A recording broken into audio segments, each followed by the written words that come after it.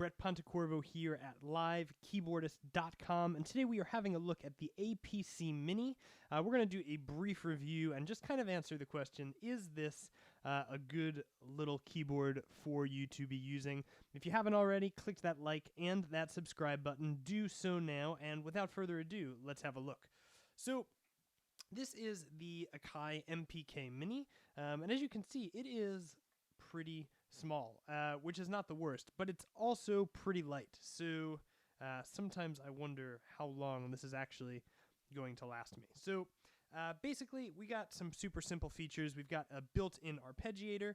We've got some octave controls, some pad controllers, and some knobs. So to the touch, this is actually...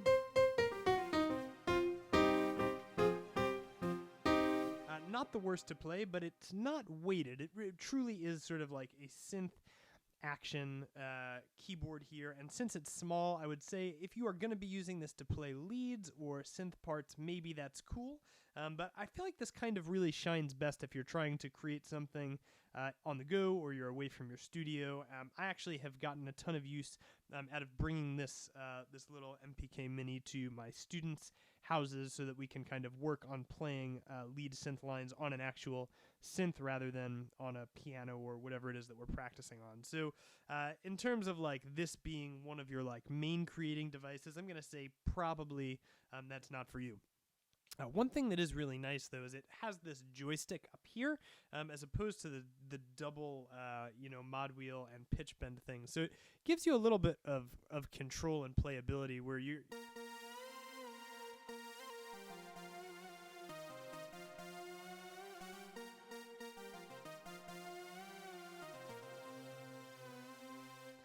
where you're able to kind of fool around with it. And I do feel like there's something to be said for that, although again, this feels very plasticky and kind of cheap. So if you're traveling with it, you're going to want to make sure it is protected. The other thing that's a little bit frustrating is these wheels actually don't come pre-mapped to anything.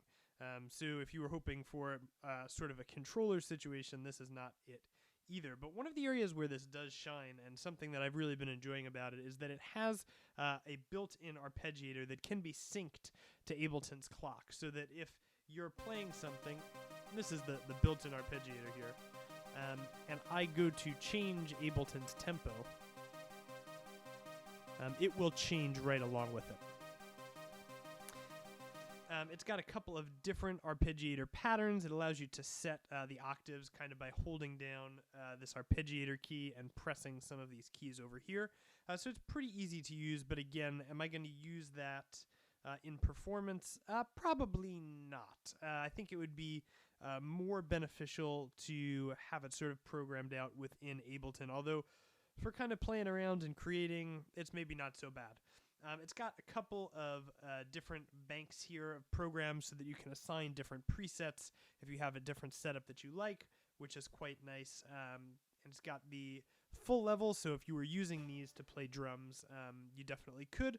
Although I will say, when using this to play drums in Ableton, having only the 8 pads doesn't really feel great with Ableton's drum rack setup as a whole. So on the whole, it's kind of a good thing to have if you're fooling around, but is this like a serious production instrument? Yeah, I'm not really sure.